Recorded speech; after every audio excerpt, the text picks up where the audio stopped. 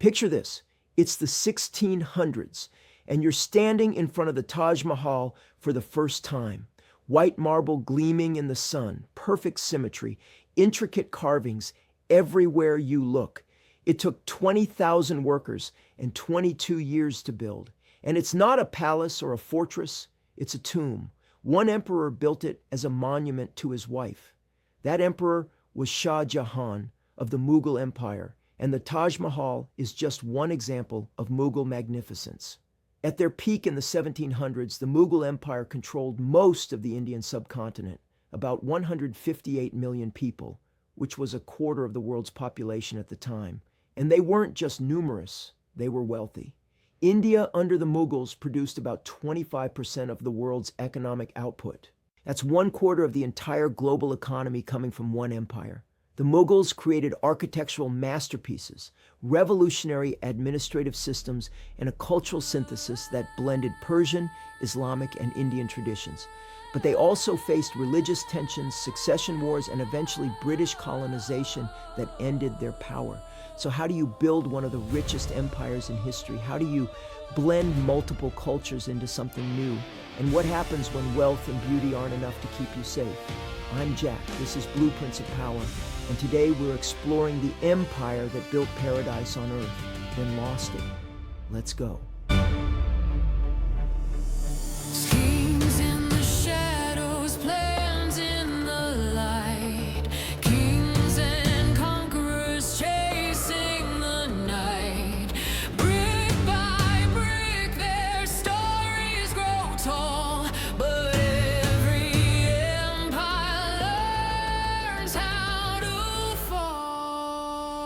What's up, everyone? Welcome back to Blueprints of Power. I'm Jack. I'm Lily. And I'm Charlie.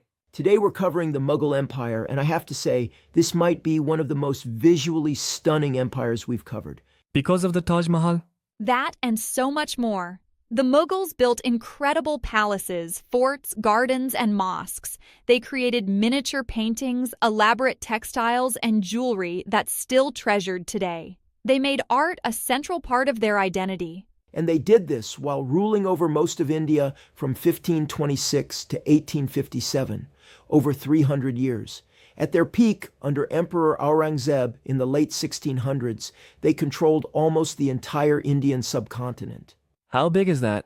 About 1.5 million square miles, with about 158 million people. And economically, India produced about 25% of the world's GDP during the Mughal period. A quarter of the global economy. India was the richest region in the world for much of this period. The Mughals exported textiles, spices, jewels, and manufactured goods. European traders desperately wanted access to Indian markets. So they're like the economic powerhouse of the world? Absolutely. And the Mughals are interesting because they're Muslim rulers in a predominantly Hindu society. They have to figure out how to govern religious diversity, sometimes successfully, sometimes not. And that tension between tolerance and conflict is a huge part of their story. The Mughals at their best created incredible cultural synthesis. At their worst, they imposed religious policies that caused rebellions. Exactly. So today we're covering the rise, the golden age, and the decline of the Mughal Empire, how they built one of the wealthiest civilizations in history, and how they ultimately lost it to British colonialism. All right, let's do this. Lily, where do the Mughals come from? Okay, so the Mughals are descendants of both Timur, also known as Tamerlane, and Genghis Khan. They're Central Asian invaders who come into India in the 1500s. Wait, they're related to Genghis Khan? On the maternal side, yes. Mughal is actually the Persian word for Mongol. But culturally, they're more Persian and Turkish than Mongol. They speak Persian, practice Islam, and follow Persian court traditions. So they're culturally Persian but descended from Mongols? Exactly. And in the early 1500s, northern India is fractured. The Delhi Sultanate, which had ruled for centuries, has collapsed. Various regional kingdoms are fighting for power. So India's divided? Very divided. And in 1526, a Central Asian ruler named Babur decides to invade India.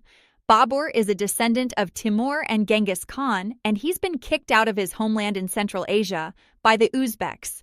so he's looking for new territory. So he's basically homeless and decides to conquer India? Kind of. And in April 1526, at the First Battle of Panipat, Babur's army of about 12,000 men defeats the Delhi Sultan's army of over 100,000. How does that work? He's outnumbered almost 10 to 1. Superior tactics and technology. Babur uses gunpowder weapons, cannons and matchlock guns, which many Indian armies don't have yet. He also uses Ottoman-style tactics with artillery positioned behind barriers. So he's got guns and they don't? They have some, but Babur uses them more effectively. And this victory lets Babur establish the Mughal Empire with its capital at Delhi and later Agra. So one battle launches the whole empire. It's the crucial moment, yes. But Babur only rules for 4 years before dying in 1530. His son Humayun takes over, but he struggles. He's not a great military leader, and he gets pushed out of India by an Afghan ruler named Sher Shah Suri in 1540. So the empire falls apart immediately? Temporarily, Humayun spends 15 years in exile in Persia, but in 1555 he reconquers Delhi with Persian help, and then he dies the next year. He falls downstairs in his library. He dies from falling downstairs? Apparently. And this brings us to the third Mughal emperor, and this is where things get really interesting. Humayun's 13-year-old son Akbar becomes emperor in 1556. A 13-year-old emperor? Yes, but Akbar becomes one of the greatest rulers in Indian history. He rules from 1556 to 1605, almost 50 years, and he transforms the Mughal Empire from a shaky conquest state into a stable, prosperous empire. What does he do? So much. First, he's a brilliant military commander. He conquers most of northern and central India, expanding the empire massively. But more importantly, he creates systems to govern all this territory. What kind of systems? Administrative systems. He divides the empire into provinces called subas, each governed by a subadar. He creates a standardized tax system where farmers pay about 1/3 of their crop value.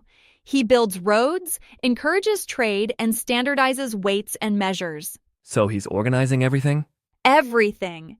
And here's what makes Akbar special. He's a Muslim emperor ruling over a mostly Hindu population. And instead of forcing conversion or oppressing Hindus, he adopts policies of tolerance. Really? That's surprising for the time. It's remarkable. Akbar abolishes the jizya, a tax on non-Muslims. He marries Rajput Hindu princesses to create alliances. He appoints Hindus to high government positions. He even creates a syncretic religion called Din-e-Ilahi that blends elements of Islam, Hinduism, Christianity, and Zoroastrianism. He invents his own religion? Kind of.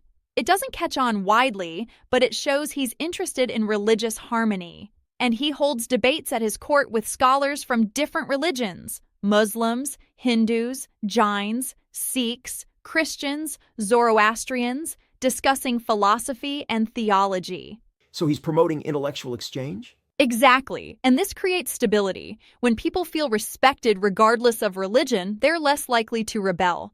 Akbar understands that diversity can be strength if managed well. So he's like the Persian Empire approach. Very similar, tolerance as strategy. And under Akbar, the Mughal Empire flourishes.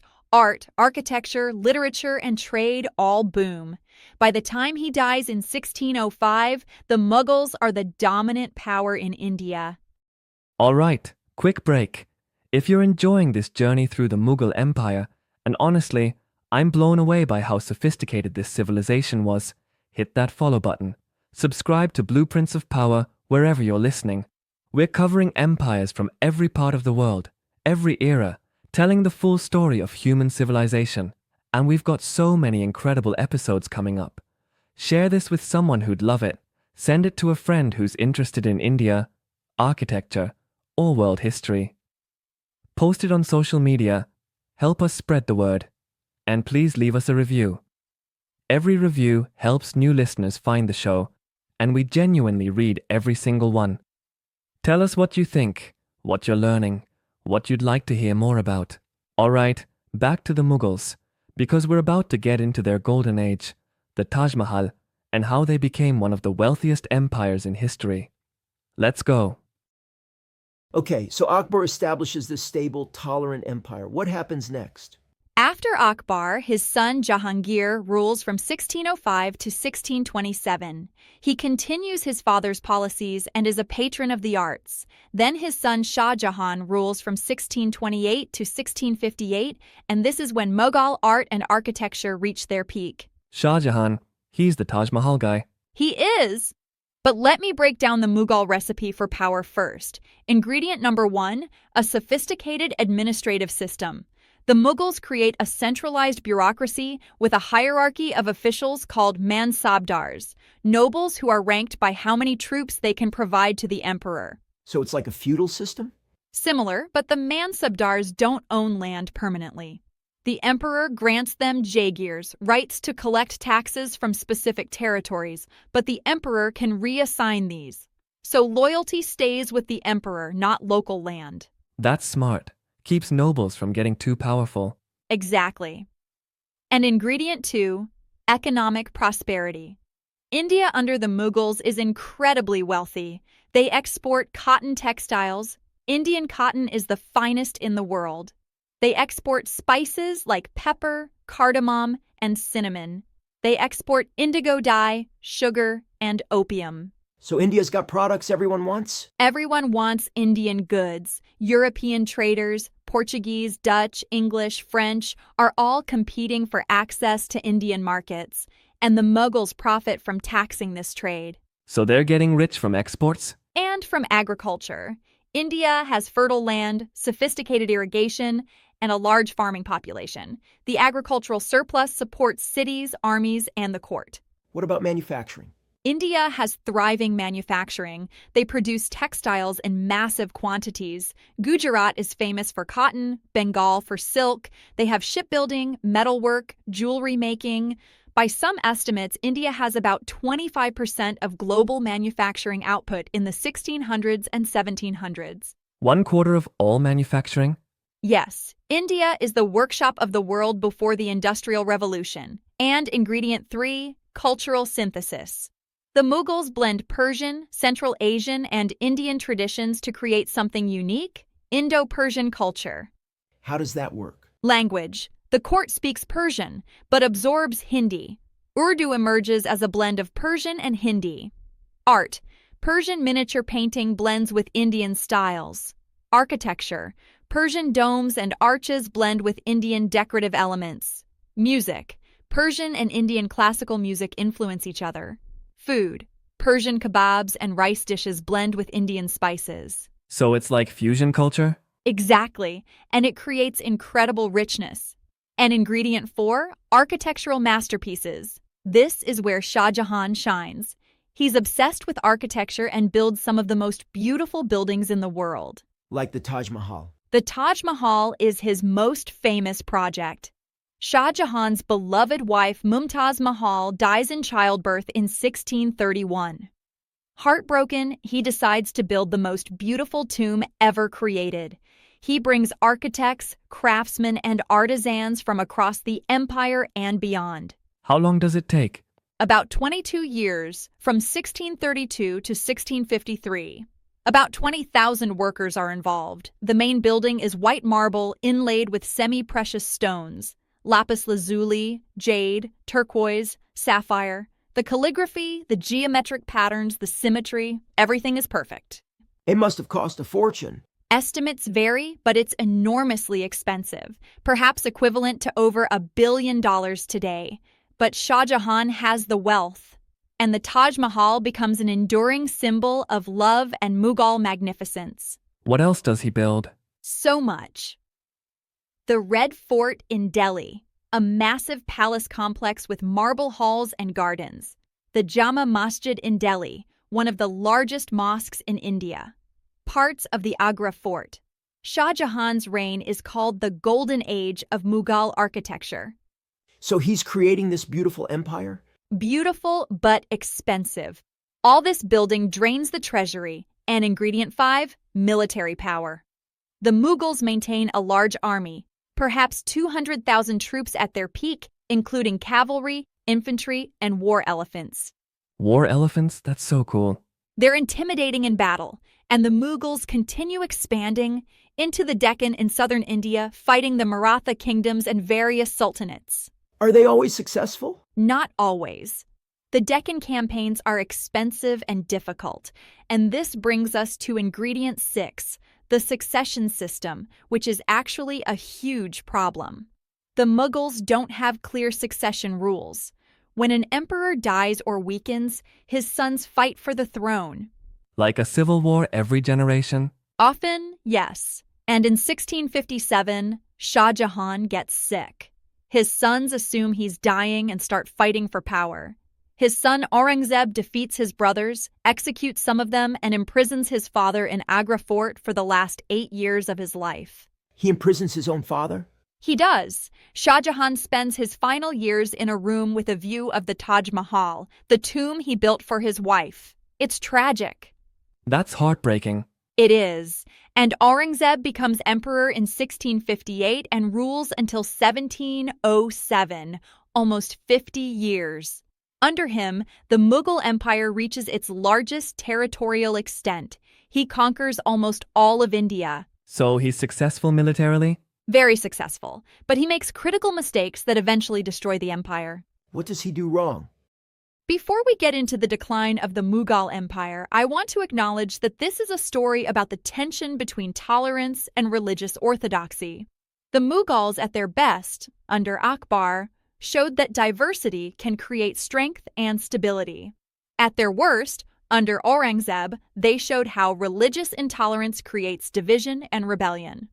If you're enjoying Blueprints of Power, please share this episode. Understanding how empires handle diversity is relevant today. These historical lessons matter. Next week, we're covering the Khmer Empire, the civilization that built Angkor Wat, one of the largest religious monuments in the world. It's going to be stunning, and please leave us a review if you haven't already. It helps us reach more listeners and keeps the show growing. All right, time to talk about how the mighty Mughal Empire declined and fell. Let's get into it. Okay, so Aurangzeb expands the empire to its largest extent. What goes wrong? Aurangzeb is a devout Muslim, much more orthodox than his predecessors, and he reverses many of Akbar's tolerant policies. He reinstates the jizya tax on non-Muslims. He destroys some Hindu temples. He removes Hindus from some high government positions. He enforces Islamic law more strictly. So he's undoing what Akbar built? In terms of tolerance, yes. And this creates massive problems. The Marathas, a Hindu warrior group from Western India, rebel and wage guerrilla warfare against the Mughals for decades. The Sikhs in Punjab rebel. The Rajputs, Hindu kingdoms that had been Mughal allies, turn against the Mughals. So he's creating enemies everywhere? He's alienating groups that had supported the Mughals for generations, and these rebellions are expensive to fight. Aurangzeb spends years campaigning in the Deccan, trying to conquer the last independent sultanates. He's away from the capital for decades. Does he succeed? He conquers territory, but at enormous cost. The wars drain the treasury, the army is exhausted, and even though the empire is at its largest geographically, it's weakest politically. So expansion is actually weakening them? Exactly. It's overextension.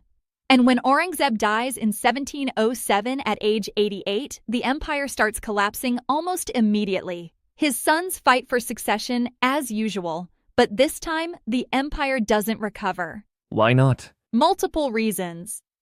First, weak emperors. After Aurangzeb, there's a series of weak rulers who can't control the provinces. Governors become essentially independent. The empire fragments. So it's decentralizing? Rapidly. And second, the Marathas grow stronger. Under leaders like Shivaji and later the Peshwas, the Marathas established their own empire in western and central India. By the mid-17th century, they're more powerful than the Mughals. So the rebels become the new power? Yes. And third, Persian and Afghan invasions. In 1739, the Persian ruler Nader Shah invades India, sacks Delhi, massacres thousands, and takes the peacock throne and the Koh-i-Noor diamond, symbols of Mughal power. So they're being humiliated? Completely humiliated. The Mughal emperor becomes a figurehead with no real power. And fourth, European colonization. The British East India Company has been trading in India since the 1600s. But in the 1700s, they start conquering territory. How does a trading company conquer an empire? They exploit the political fragmentation. The British make alliances with some Indian rulers against others. They hire Indian soldiers, called sepoys, to fight for them.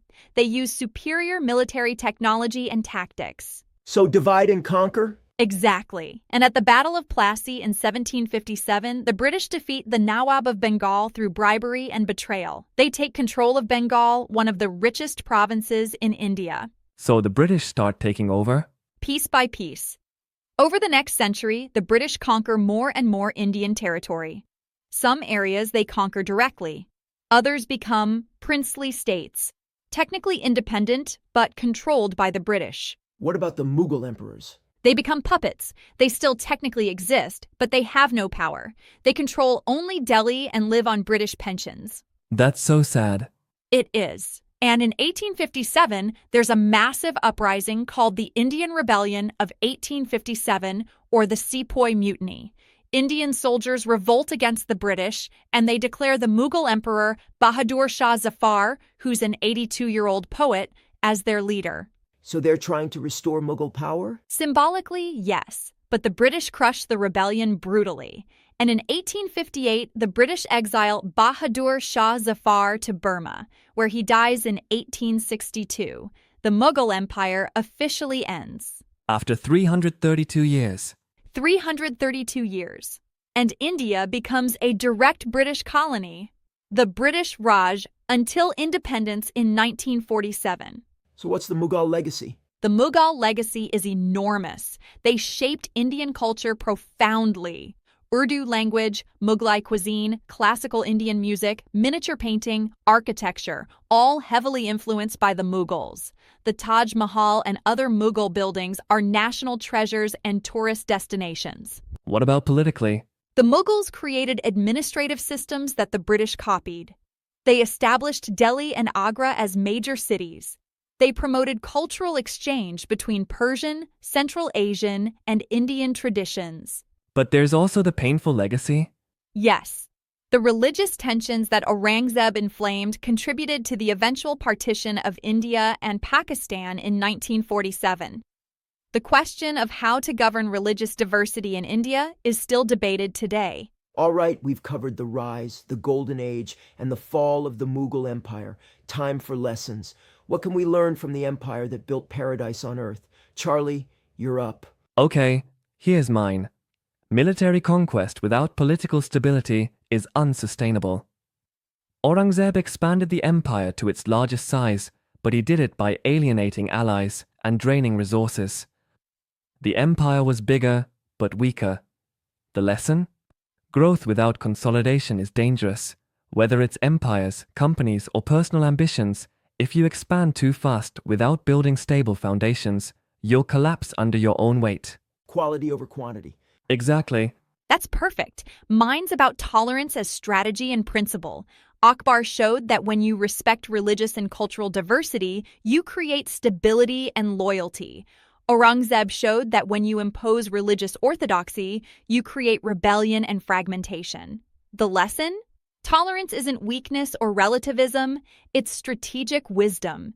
Diverse societies work when people feel respected.